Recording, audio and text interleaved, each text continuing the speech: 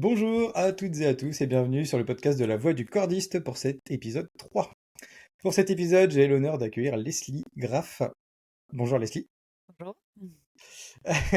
J'ai un petit peu, donc on change un petit peu, une femme pour une fois, il n'y en a pas beaucoup chez les cordistes, donc ça va être l'occasion aujourd'hui de lui donner la parole. T'es prête Leslie? C'est bon, pas stressé? Non, ça va. T'as Ça l'air va, plutôt on est, détendu, on, effectivement. on est bien accueillis chez Erwan. Tout va Oh bah dis donc, c'est gentil. Je bien. donne pas le café, t'es trop loin, mais le cœur y est. Alors Leslie, est-ce que tu peux te présenter, me dire qui tu es, un petit peu, ton parcours, ça. Oui, ben, je suis cordiste. Non. Depuis, si, depuis plus de 10 ans, j'ai fait ma formation en février 2011 au Greta de Mende. Alors, c'est un centre de formation qui n'existe plus depuis, mais voilà, à l'époque, on faisait partie de la première session de formation en Languedoc-Roussillon, avant que ça s'appelle l'Occitanie. Et, et donc voilà, j'avais fait cette formation. Alors moi, je suis tombée complètement par hasard dans ce milieu parce que je connaissais pas du tout.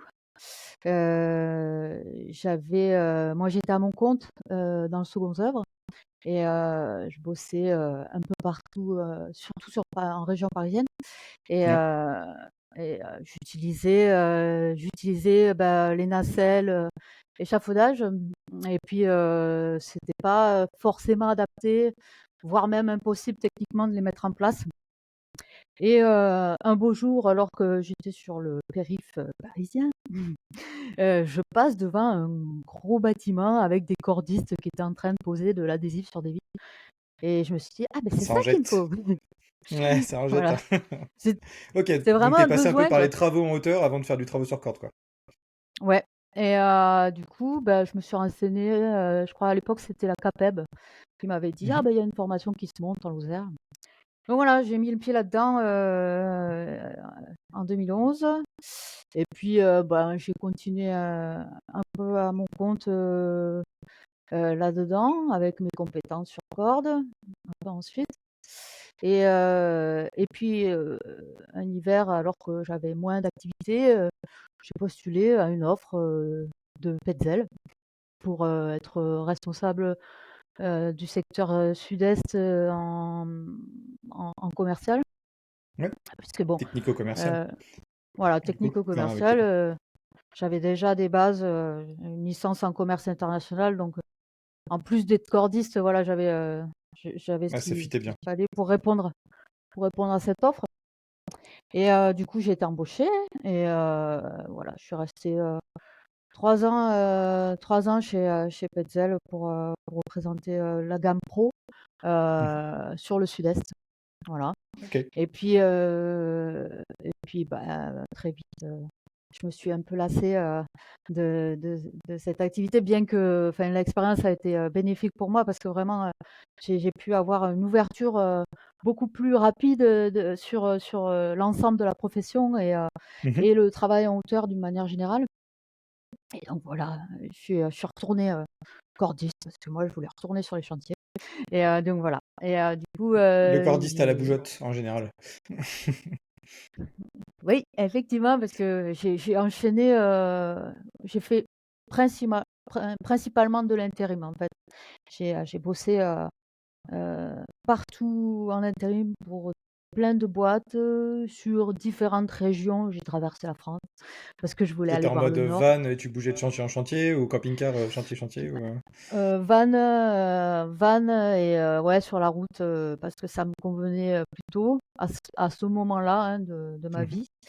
Et parce que en fait, ma volonté, c'était surtout de voir, un peu tous les aspects dans cette profession, tous les secteurs d'activité, voir, un maximum d'entreprises, enfin voilà, enrichir un petit peu, mon Avoir une vue expérience, d'ensemble. mmh, Mm. ouais. Et ça a bien fonctionné. Et puis, voilà, j'ai fait ça, pendant longtemps, hein, jusqu'à presque maintenant. Et voilà. Et puis après, fut un moment où, j'ai eu envie, d'arrêter les déplacements parce que ça fatigue, hein, c'est pas forcément une vie adaptée quand on a besoin de stabilité à un moment donné.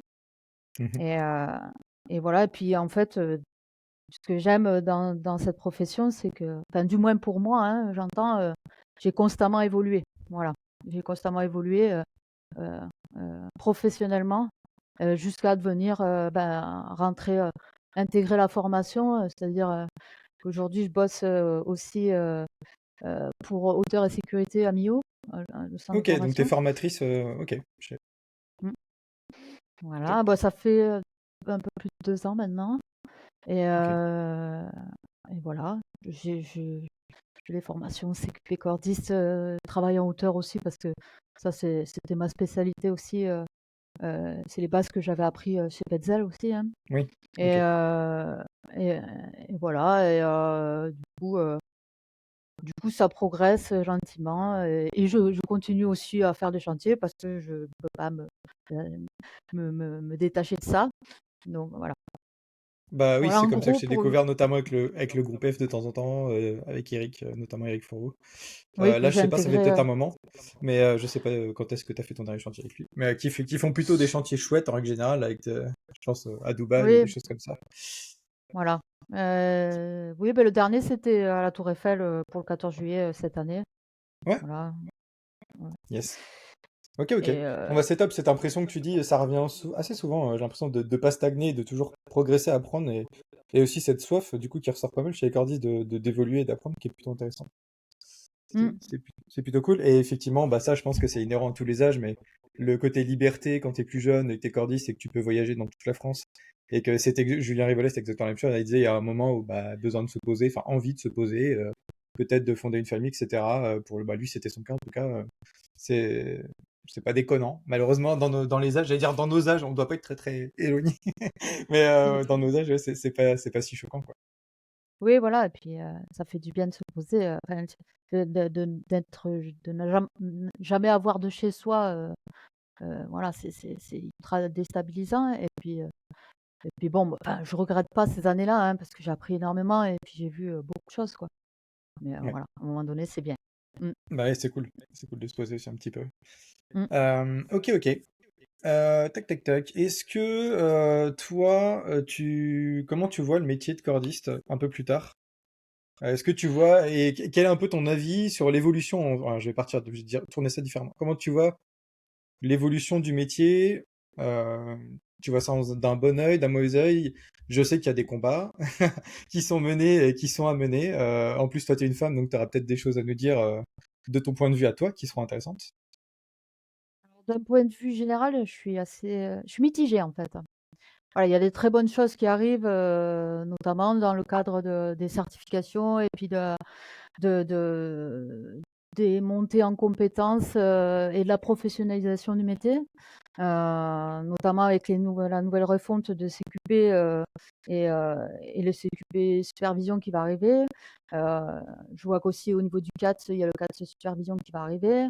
Ouais, L'IRATA s'y met aussi. Donc bon, ça c'est bien sûr dans une optique de rentrer un peu dans les clous au niveau de la réglementation. Donc voilà, ça c'est le bon côté des choses. Après, moi je m'inquiète un peu sur le fait que est-ce que les cordistes, est-ce que les entreprises vont jouer le jeu sur la volonté de faire monter en compétence leurs employés, voilà. Ou est-ce qu'ils vont rester avec des personnes qui resteront simplement cordistes et puis voilà. Ben, moi, j'ai eu la chance et la volonté aussi de monter en compétences.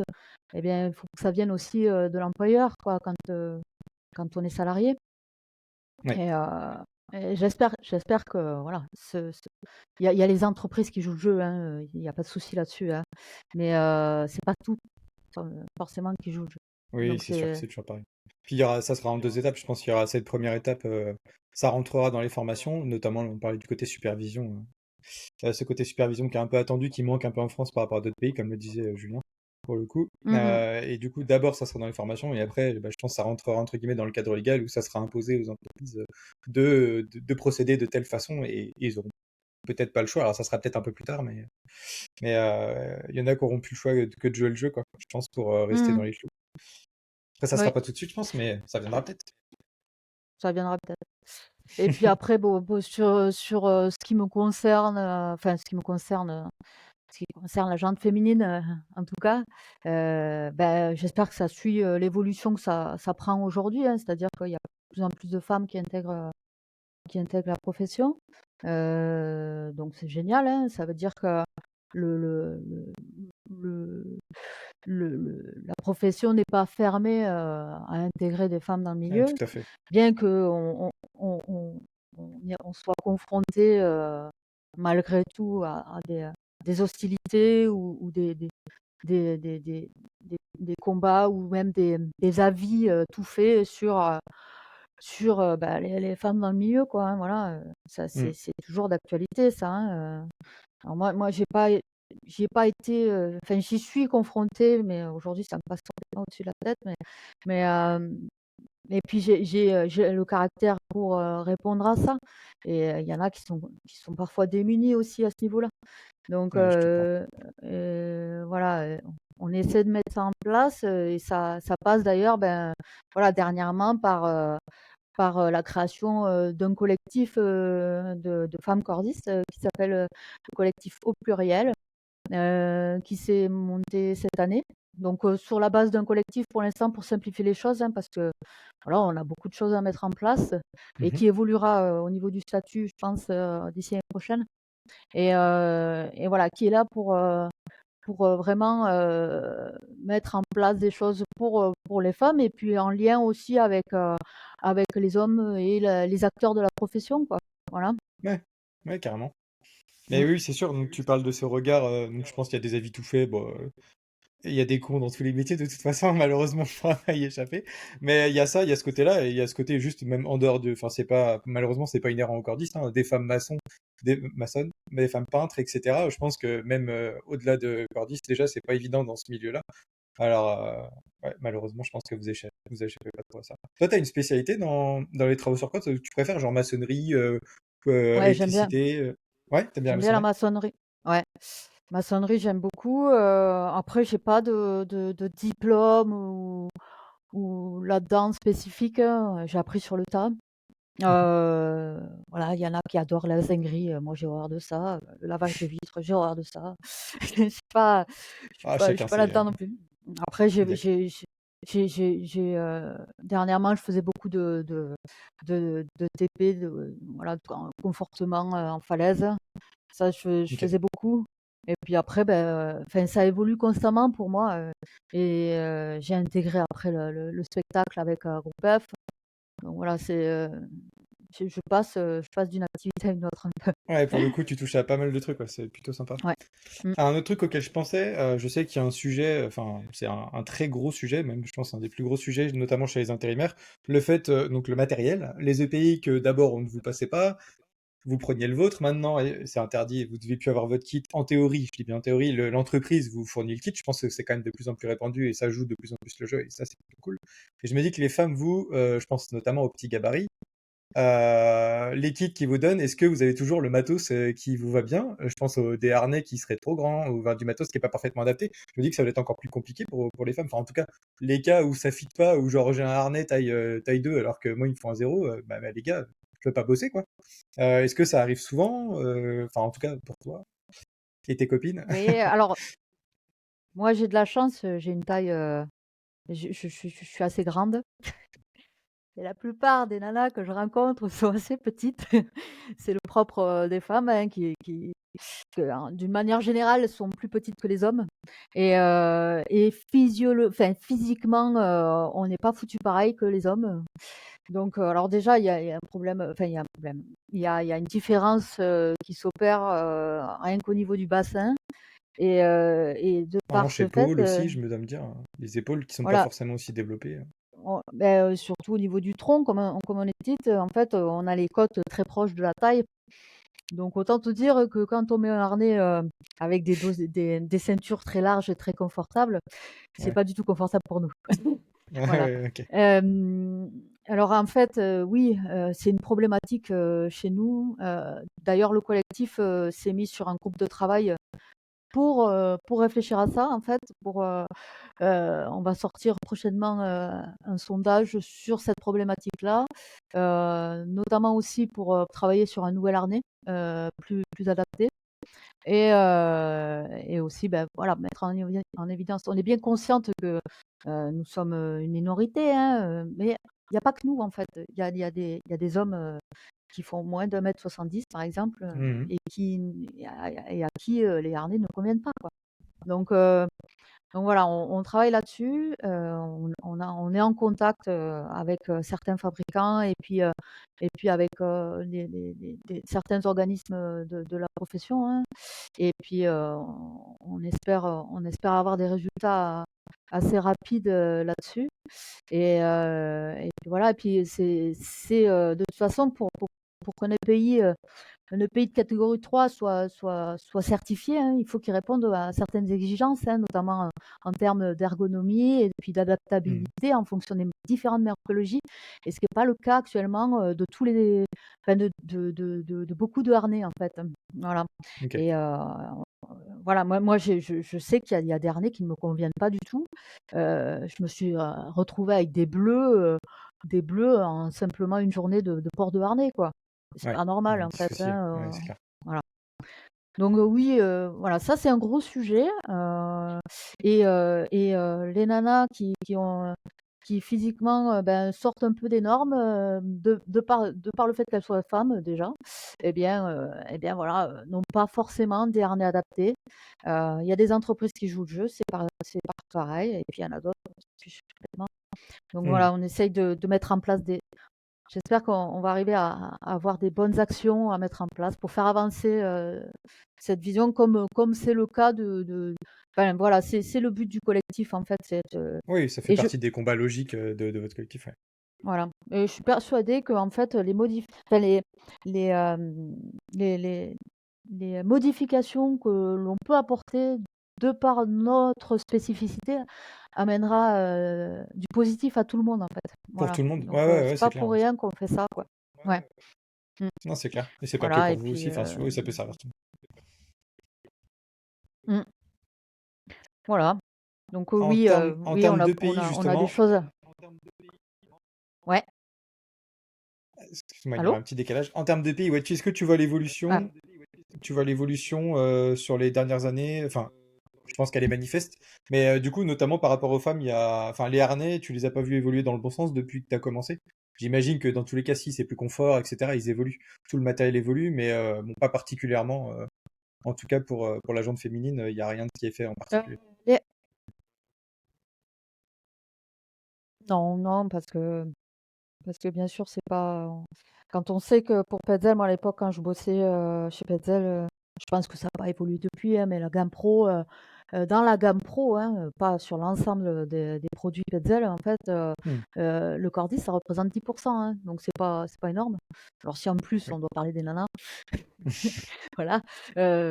Mais voilà, il y a des fabricants qui font pas du générique, hein, qui sont sur du petit marché et qui sont intéressés malgré tout à ça. Donc voilà, ils restent attentifs à ce genre de demande et je pense qu'on peut amener plus loin le progrès sur ces produits, quoi. Donc oui, Yes. les demandes des cordistes, d'une manière générale, de toute façon, sont prises en compte et les harnais évoluent bien dans le bon sens, de toute façon, ouais. Bah, c'est dans leur intérêt, de toute façon, s'ils veulent vendre, il n'y a pas de... il y a pas de secret, mais oui, tant mieux. Tant mieux, tant mieux. Est-ce que toi, tu as un EPI gris-gris, donc je pose la question à chaque fois, mais est-ce que toi, c'est quoi ton EPI préféré avec lequel tu peux pas sortir travailler? Alors, je vais, heu, je vais pas, Si sans tu me dis que c'est le Love surprise, je vais 3, je coupe. Non, je rigole. te parler du Love 3, hein. Ouais.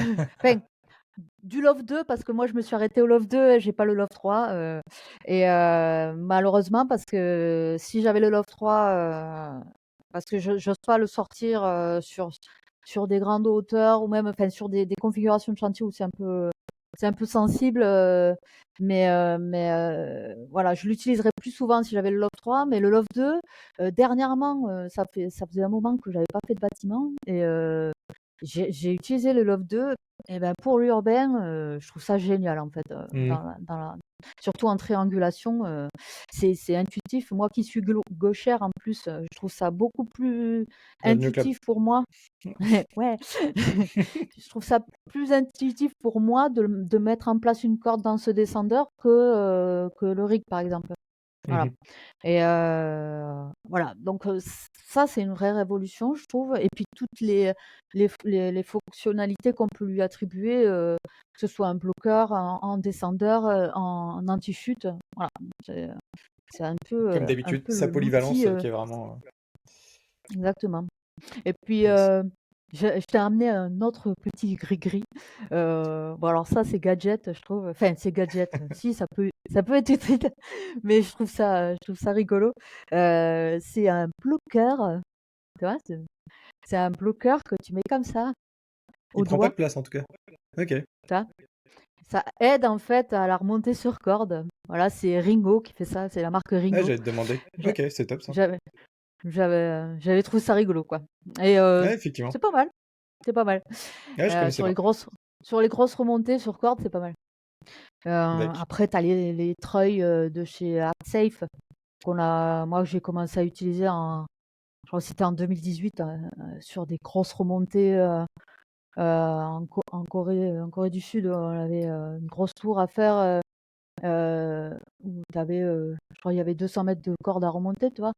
Sympa. Quand tu as des kits, de 200 mètres de corde, autant te dire que c'est costaud. C'est Et clair. que et le treuil, bah, tous les jours remonter, 200 mètres de corde. Moi, je le faisais à pied, mais on faisait la course avec le motocorde. C'était rigolo. Mais heu, mais voilà, pour des configurations, je trouve que ça aide, pour remonter avec du matériel sur soi, pour les grandes remontées.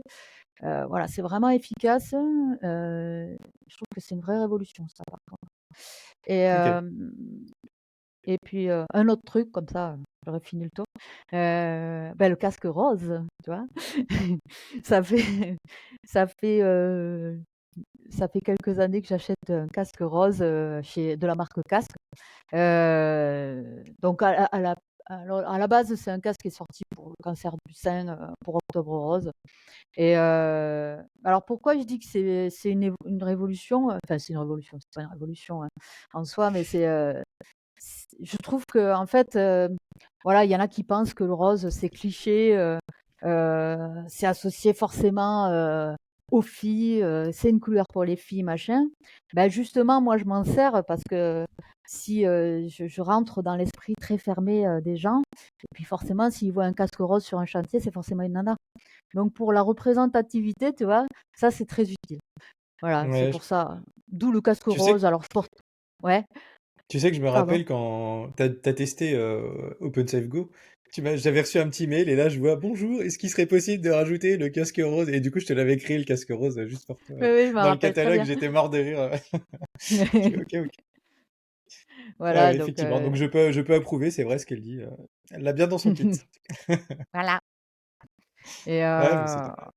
ouais, mais après, à la base, le rose, c'est une couleur de garçon, hein, et il faut rappeler qu'au Moyen Âge, le rose, ça représentait la force et la virilité, hein, donc puisque c'était une couleur, qui descendait du rouge, en fait, hein, et donc c'était pour représenter, justement, la puissance et la force.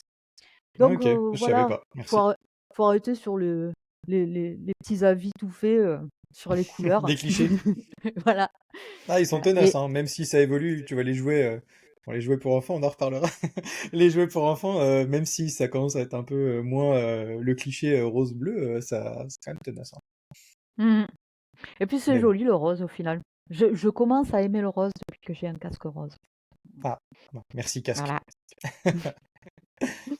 Tu parlais de chantier tout à l'heure, est-ce que toi tu as une préférence, de chantier et est-ce que c'est quoi tes plus beaux chantiers? Les souvenirs marquants que tu as en tête? Alors toi, je sais que Jack tu en as fait des magnifiques et des marquants plutôt, enfin en tout cas en termes de hauteur et de paysages, qui sont assez incroyables, mais du coup je te laisse, nous Alors oui, partager ce que tu as en tête.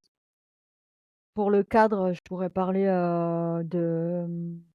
des chantiers avec le groupe F, à l'étranger, en France aussi.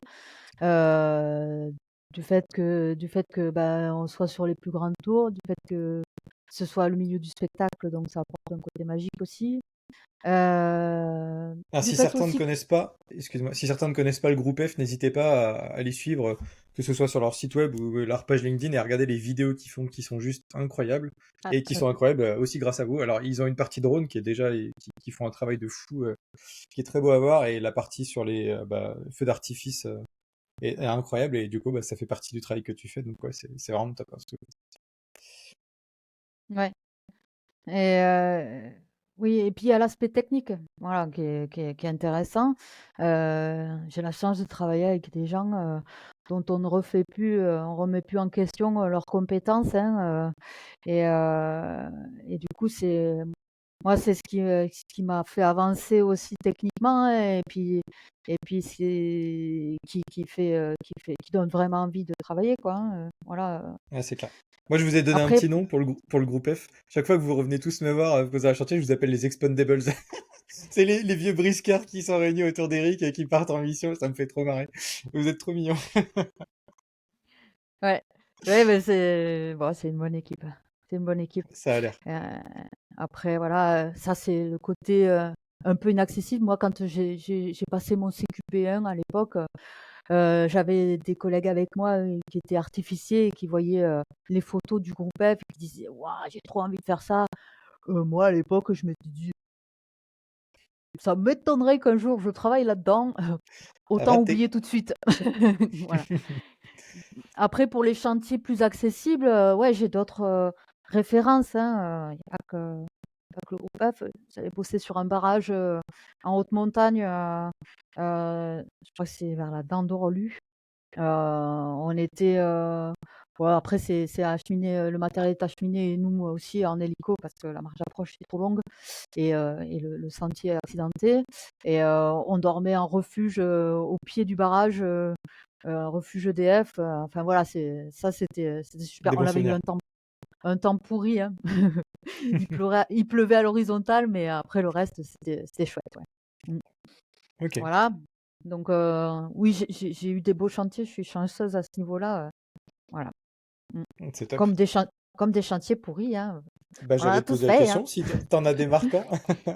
Vraiment des chantiers où tu t'es dit putain, plus jamais, ou c'était dangereux, on a eu chaud, ou je sais pas. Des chantiers pourris, oui, après moi, je retiens pas forcément. Si à part un en particulier, tu vois? C'était un chantier de TP, on confortait, les abords des voies de chemin de fer pour la SNCF. On travaillait de nuit et donc c'était du lundi soir au samedi matin. Et alors, c'est un chantier vraiment, mais alors pourri, au niveau, organisationnel, au niveau, sécurité. Le chef de chantier était complètement incompétent, hein, il Ah, faut l'avouer. malheureusement, l'organisation découle souvent sur le chantier, malheureusement. Si c'est mal organisé de base, déjà.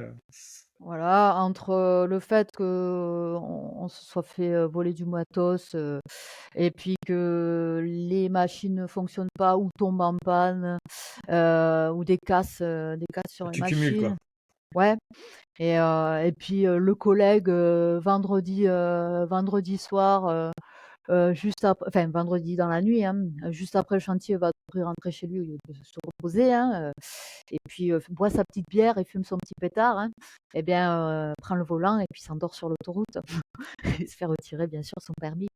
Voilà, ça c'est les cadres de chantier, qui sont encore d'actualité, hein, l'hygiène de vie et les mauvaises pratiques à ce niveau-là, c'est toujours d'actualité malheureusement, quoi. Voilà. Ouais. Ok, ok. Voilà, c'est tout. C'est déjà bien. Ok, ok. Est-ce que tu as des figures marquantes dans le métier? Est-ce qu'il y a des personnes qui t'ont inspiré? Enfin, j'imagine que tu as rencontré des personnes qui t'ont donné envie d'évoluer dans un sens, dans un autre, qui t'ont donné envie de faire ce métier, qui t'ont fait rêver, enfin, qui t'ont montré des chantiers, enfin, je sais pas. Alors tu vois, en y pensant, au final, il y a beaucoup de femmes qui m'ont influencée, Mhm. dans mon évolution et c'est ce qui m'a donné aussi envie de m'impliquer au sein du collectif, hein, et je pense que, les nanas du collectif, sont intéressées par ça aussi, hein, la transmission et l'échange. Voilà. Et du coup, oui, moi, les nanas qui m'ont influencée, je peux t'en donner plein. Il y a Sandrine Baudouin, c'est la première femme cordiste que j'ai rencontrée à Marseille quand j'ai bossé chez Profil. C'est mon Mhm. premier taf. Et Sandrine Baudouin, je la regardais faire de la maçonnerie, je me disais, waouh, oh, elle est trop forte. Voilà. Il y a qui Il y a Jennifer Garcia qui a arrêté depuis, hein, parce qu'elle a eu des problèmes de santé ensuite, hein, qui elle m'a beaucoup aidée sur la recherche de travail en intérim, sur les conditions de salaire, les choses, euh, les choses normales, pas normales Ouais. quand on est intérimaire. Voilà. Sophie Baucher, j'ai jamais travaillé avec elle, mais de par sa présence et puis depuis longtemps en plus, hein, et puis de par le fait qu'elle soit connue et reconnue dans ce métier, voilà, elle a influencé les entreprises, les collègues, et voilà, et elle montre l'exemple, quoi. Mhm. Il y a aussi Émilie Paulet.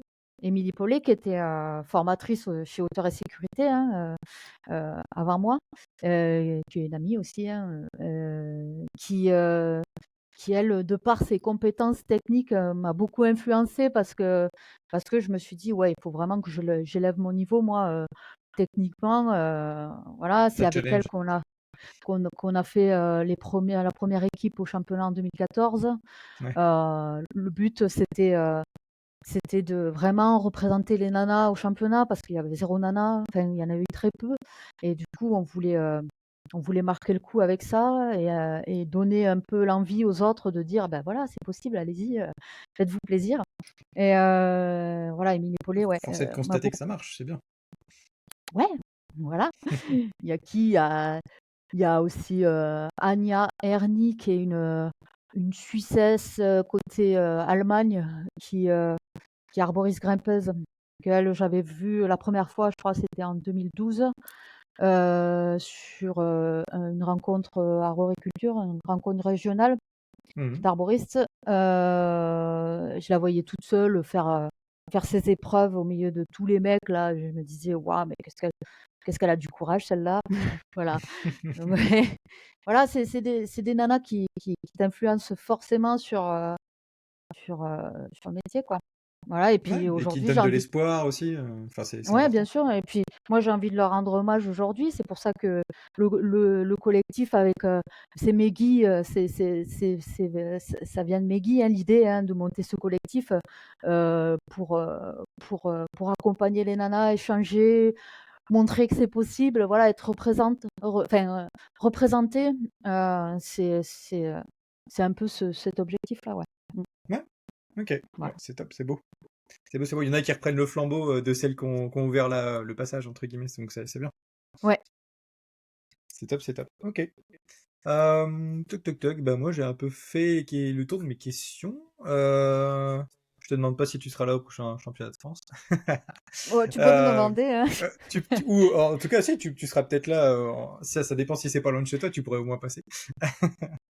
Mais Je verrai. Alors, bon, faut avouer que si ça tombe au mois d'avril-mai, j'aurai un gros ventre puisque je suis enceinte et que voilà, je pourrais pas forcément participer en tant que candidate, hein, peut-être d'une autre manière, on verra. Voilà. Et non, par contre, ben voilà, toujours pareil au sein du collectif. Pour moi, les championnats, ça a été un moyen aussi comment, de dépasser un petit peu mes craintes, de pouvoir comparer mes compétences et d'évoluer, d'évoluer. Et c'est ce qu'on essaye de faire. Donc là, on organise des journées techniques avec des nanas pour préparer les championnats, pour leur dire, voilà, ça va bien se passer, on va faire des journées pour se mettre en confiance, voilà, sans trop. Enfin, moi, j'ai jamais eu cet esprit de compétition, donc c'est pas dans dans mon délire. Mais voilà, moins Ouais, pour. c'est plutôt là, c'est plutôt une soif d'équité plus que de victoire, finalement. Ouais, bien que voilà, les championnats, ce qui est malheureux pour nous, déjà, c'est qu'on soit pas assez nombreuses pour avoir une finale de femmes. Mm. Euh, Ce que j'aimerais que ça évolue Ah, ça viendra justement peut-être. pour l'année prochaine, voilà. Mm. Et que du coup, ben voilà, tu vois, t'en parlais dans la dernière vidéo là, je sais plus avec Louis, c'est ça, Ouais. sur les pronostics. Tu vois, Oui, à aucun moment il est mentionné les nanas présentes l'année dernière à Lyon. Et, ouais, c'est vrai. bien que ça fait la deuxième fois que Michaela et Amaya participent, moi c'est la quatrième. Enfin voilà, et ça met du temps à se mettre en place. Et, euh, et voilà. Bon, après le but c'est justement d'ouvrir un petit peu la porte aux femmes qui ont envie de, de se, de, Ouais, qu'elle n'ait pas ouais, peur voilà, de se jauger, quoi, et puis d'y aller, Mm. parce que ça reste un événement qui est hyper sympa en plus, donc Ouais, c'est c'est clair, voilà. c'est clair, c'est clair. Bon, Mm. après, il avait cité, pour le coup, Antoine Kidoz, qui il gagne tous les ans, donc il n'avait pas pris trop de risques non plus, hein, Non, mais pour la victoire. Mais bon, je on peut ne citer prétends quelle pas. femme sera la première, et combien finira. Il y a des trucs qui sont ouverts, hein. Ça dépendra des inscrites. C'est Voilà. clair. Déjà, qui Mm. s'inscrit? Ouais, c'est clair.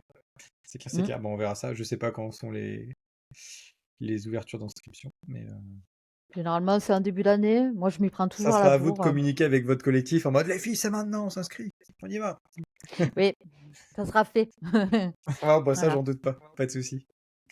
Ok, est-ce que toi, t'as d'autres questions, des sujets que tu voulais aborder, que t'as pas abordé? Euh, j'ai pas d'idée en tête là. Eh bah, si t'as pas d'idée, c'est que t'as dit le plus important en tout cas. Ok. Est-ce que toi, t'as une idée de quelqu'un que je pourrais inviter, qui pourrait être un invité pertinent pour un prochain épisode ou pas? Si t'as pas Bon, d'idée, t'as pas d'idée. Alors, je veux te dire, tente avec Sophie Baucher ou avec Meggy Ventigame, justement, toi, des nanas qui sont impliquées dans la Mhm. profession, je trouve. Voilà, les personnes qui me viennent en tête, Ok, voilà. c'est noté, j'en prends bonne note. Mm. Très bien, top. Eh ben, écoute, j'espère que t'as passé un bon moment, c'était hyper intéressant, je te remercie. Ouais, merci à toi, Bah, avec c'était bien. plaisir. J'espère que j'ai pas trop parlé, je me suis pas Ah trop non, étalée. non, y a pas de souci. Bah, ça tombe bien, on est plutôt là pour ça, donc écoute, je vais pas te faire projet. Non, c'était parfait, nickel. Ouais. Eh ben, écoute, je te dis bonne fin de journée, et puis bah, je dis au revoir à tout le monde, et puis à bientôt dans un nouvel épisode. Ben, merci à toi et merci de faire ces podcasts. C'est un bel échange, je trouve. Eh ben, avec plaisir, merci à vous. Le but, c'est de vous donner la parole, et du coup, c'est chose faite. Allez, au revoir. À, bi- à bientôt.